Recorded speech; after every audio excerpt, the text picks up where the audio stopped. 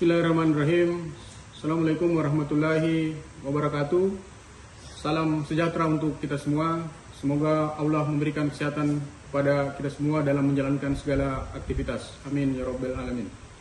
Kampus Merdeka, Merdeka Belajar.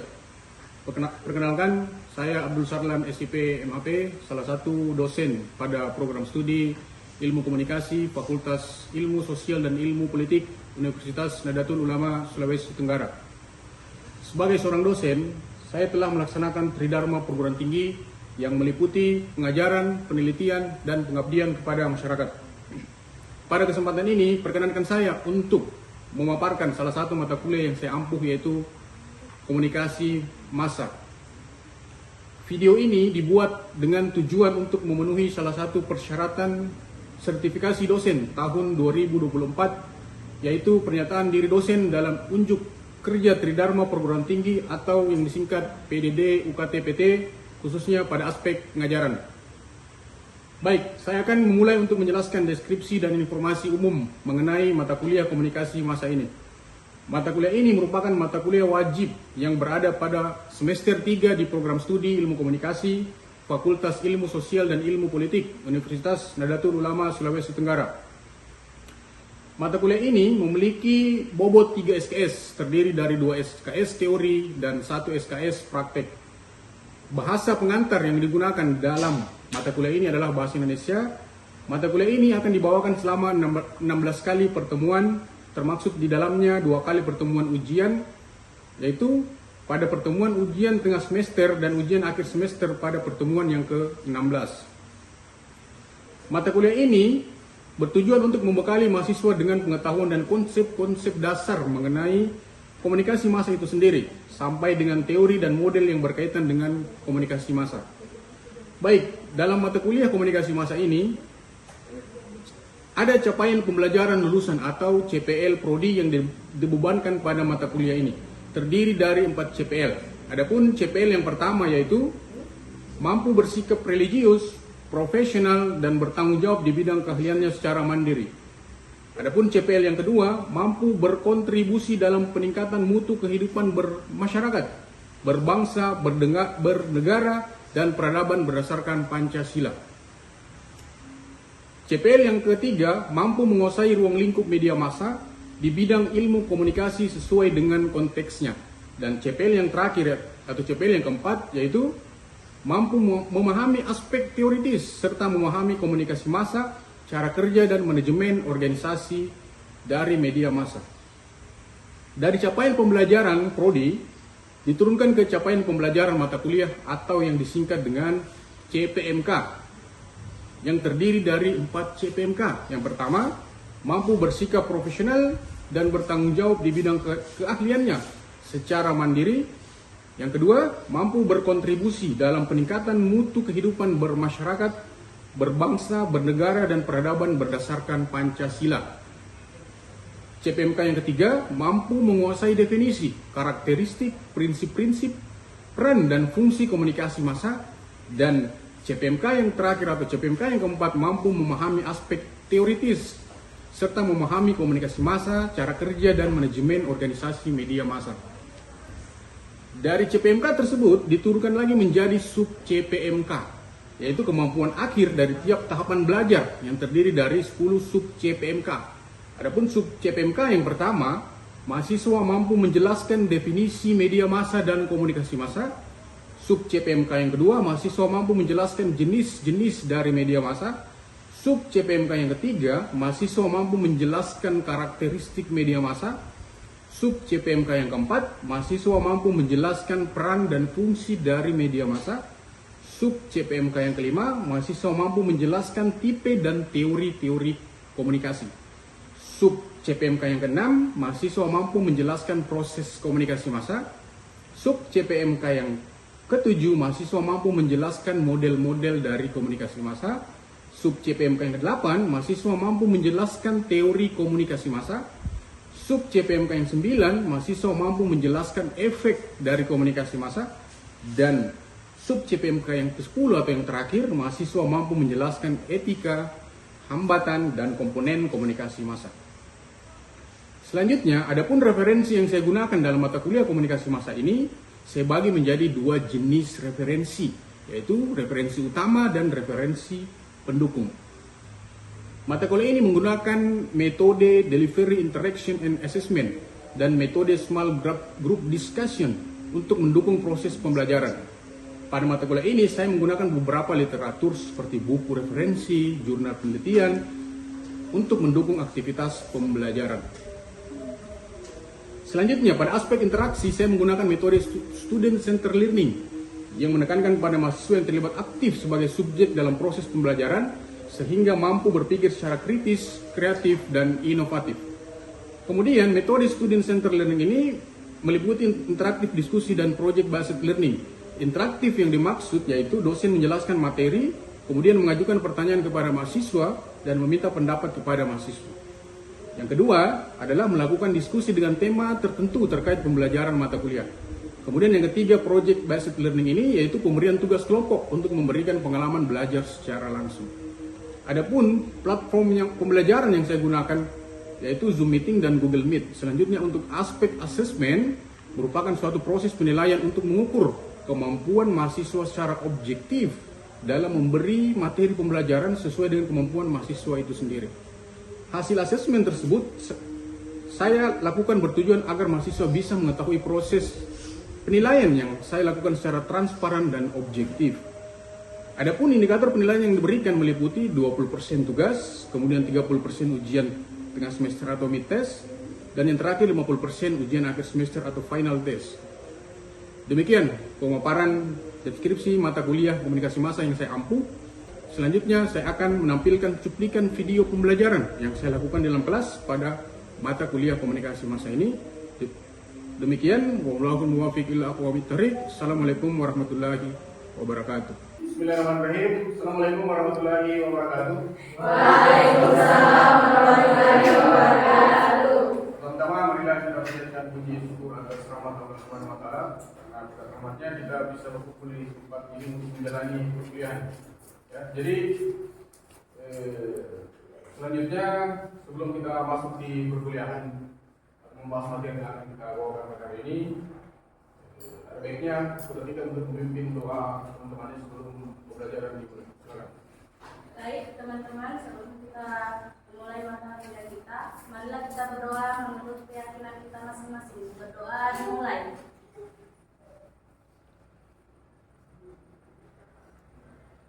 Doa selesai. Baik.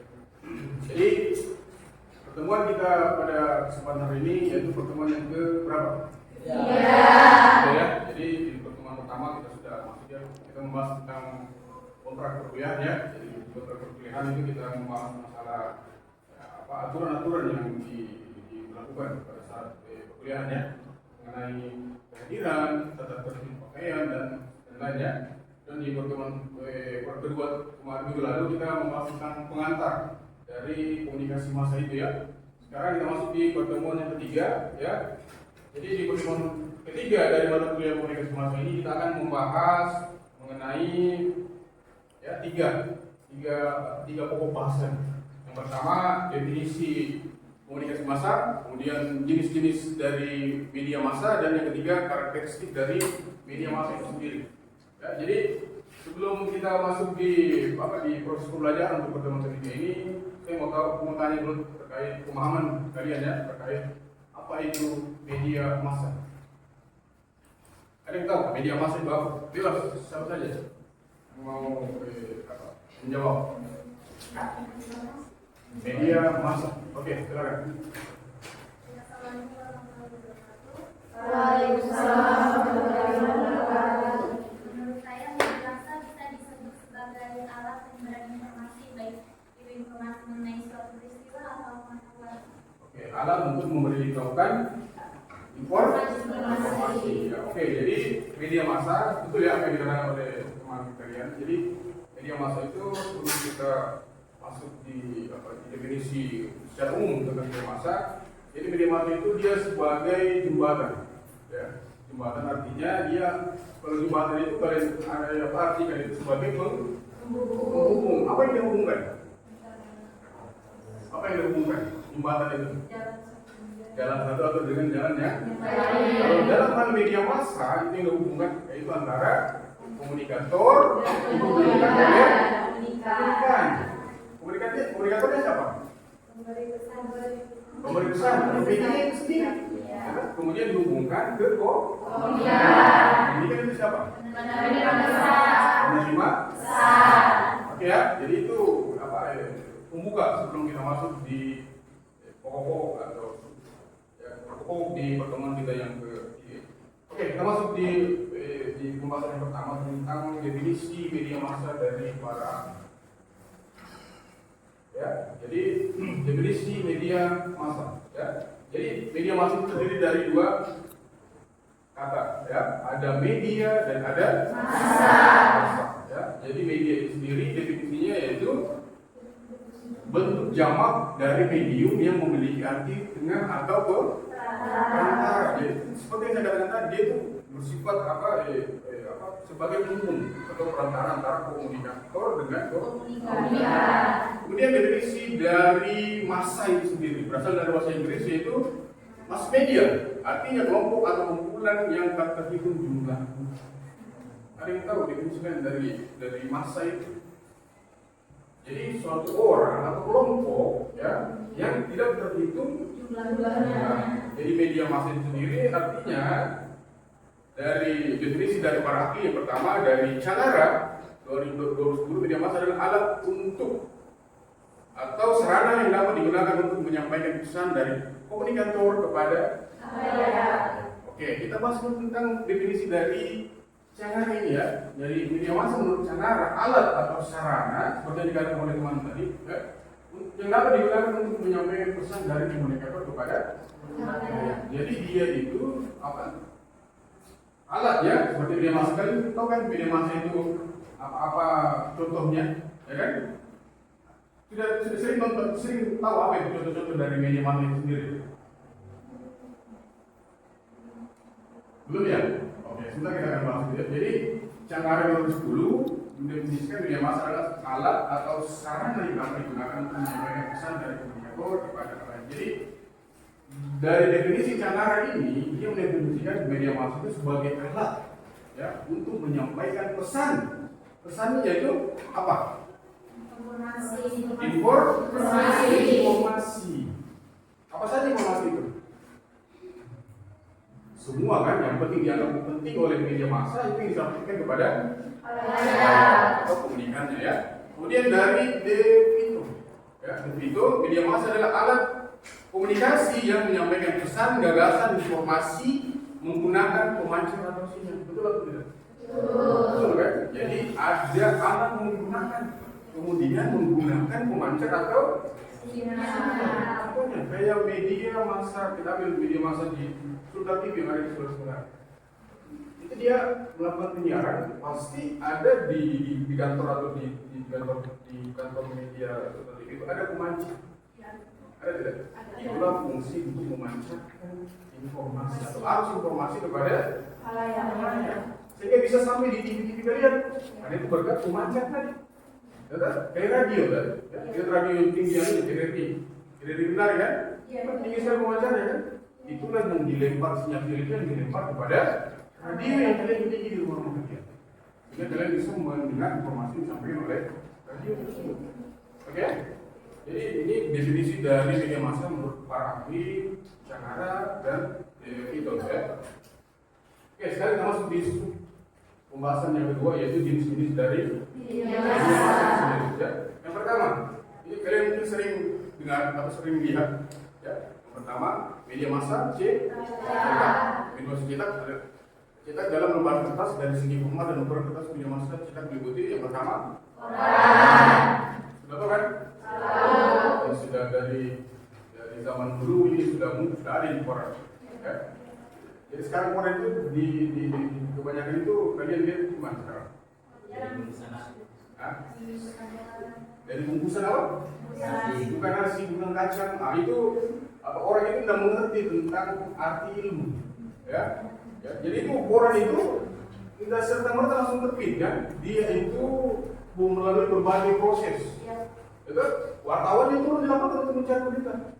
Kemudian dia turun lapangan, dia serahkan berita tersebut kepada editor atau pemimpin redaksi.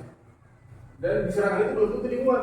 Ketika sudah dimuat, berarti kerja orang yang atau wartawan itu yang dihargai atau ada nilai di situ. Dan kemudian dijadikan pembungkus nasi. Itu tidak menghargai karya dari orang lain. Ya, jadi koran seperti contoh dari media cetak ya. Kemudian ada tabloid. Ya, kalau tabloid sudah tahu. Contohnya. Ya, lembaran kayak majalah ya, yang berwarna gitu. Di situ berisi informasi-informasi tentang berita, fashion dan makanan dan lain-lainnya. Kedua, yang ketiga, majalah. Ini seperti dengan tabloid ya, tapi dia berukuran lebih besar daripada tabloid. Ya, jadi sama seperti yang berwarna, yang berwarna, tapi lebih besar ukurannya daripada tabloid. Oke, jadi ini merupakan jenis dari media massa yang pertama, media cetak dan contohnya.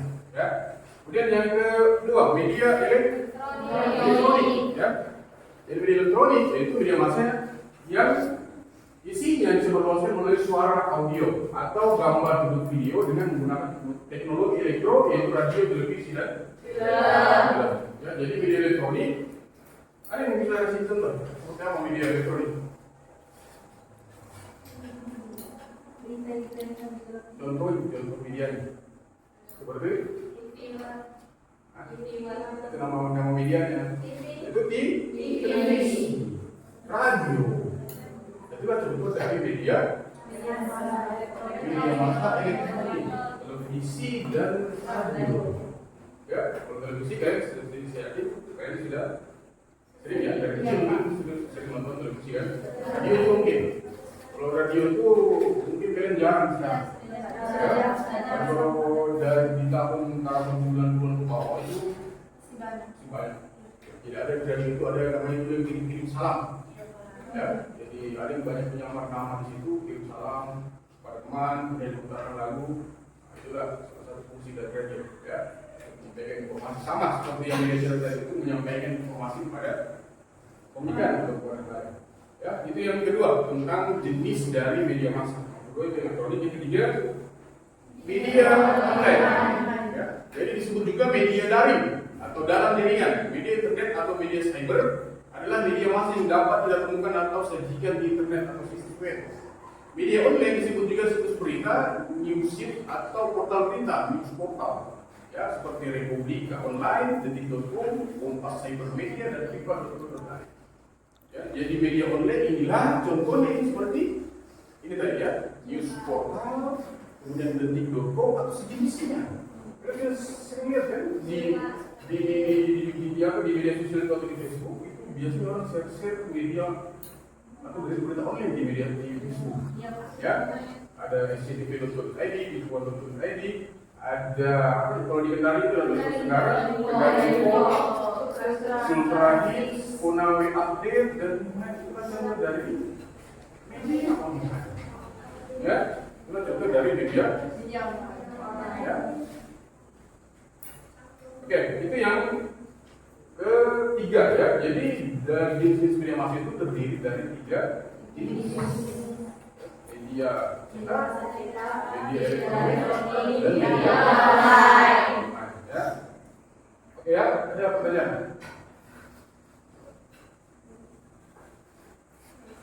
Ya, silakan.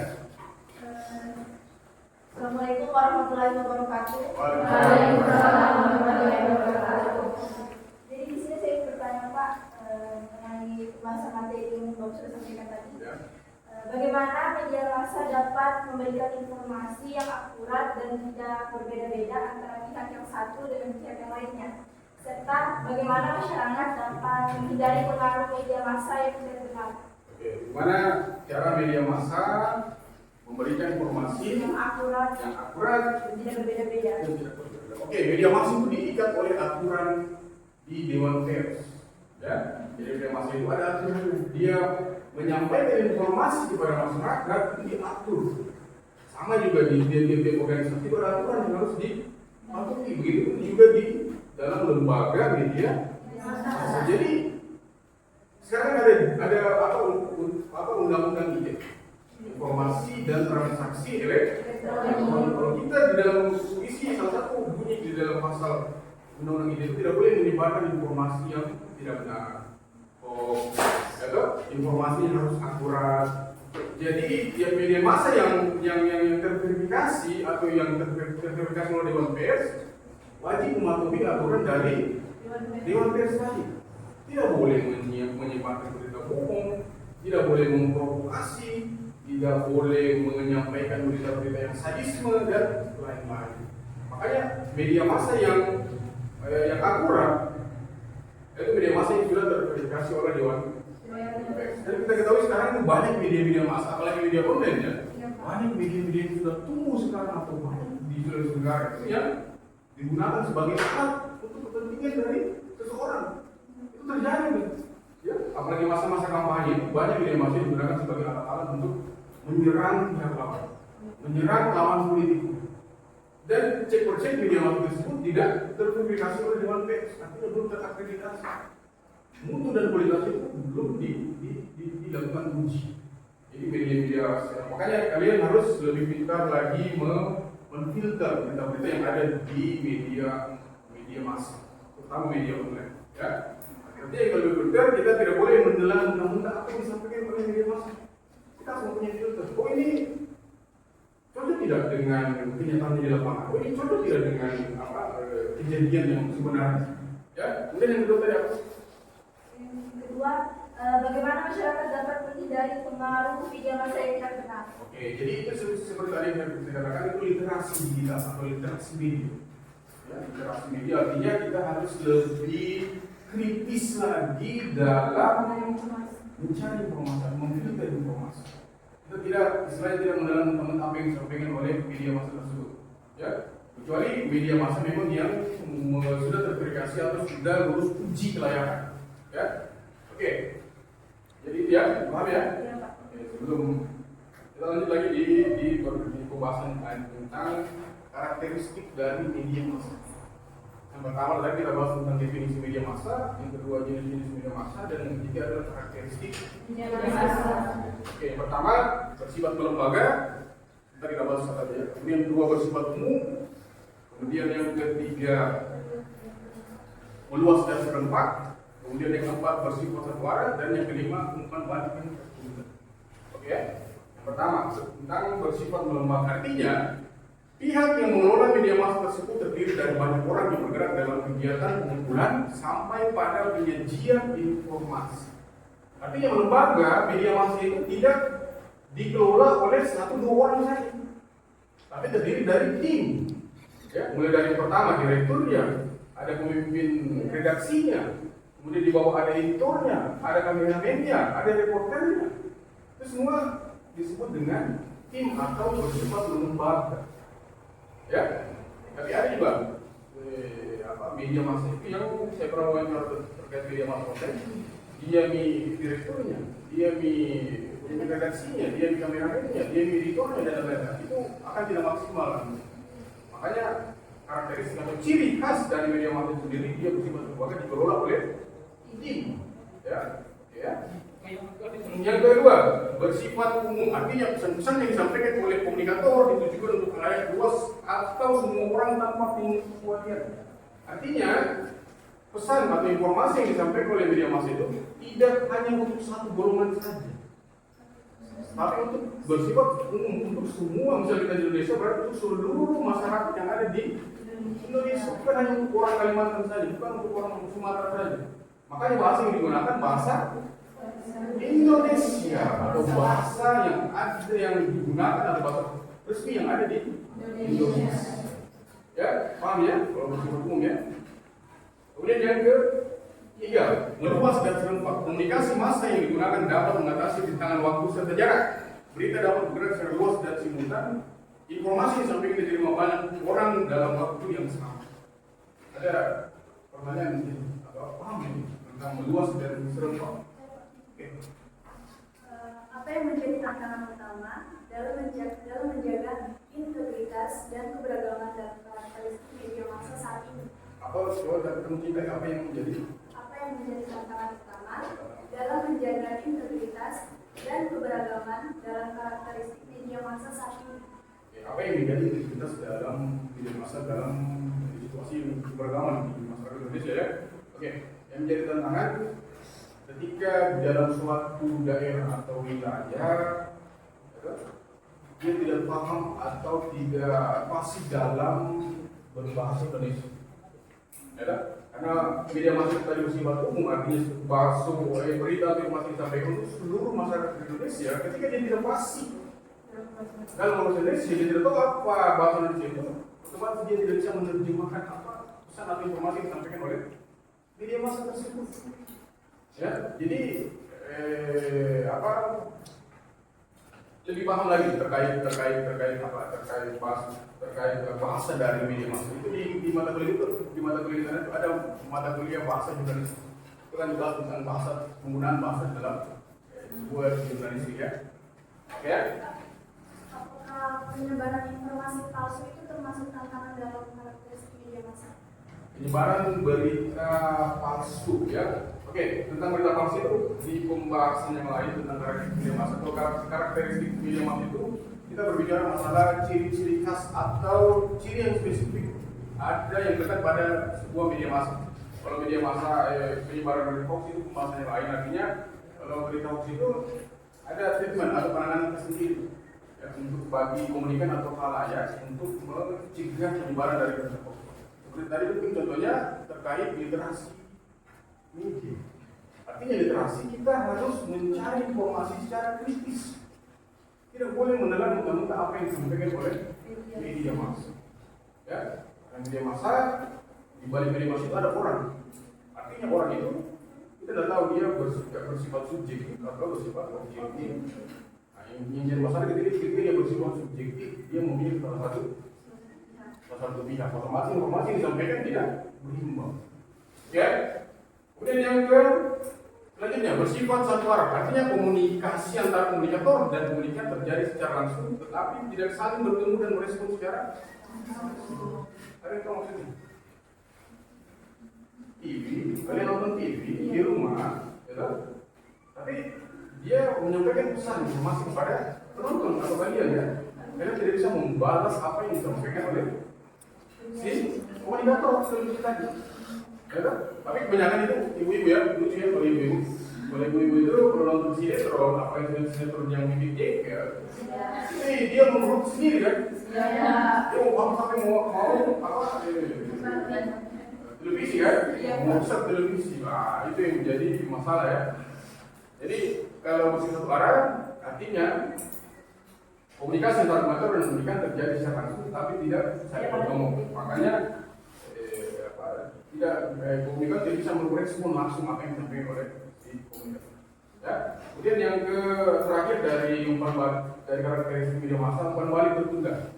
Ya. Komunikator tidak secara langsung mengetahui reaksi khalayak saat menerima pesan yang disampaikan. Seperti tadi ya. Jadi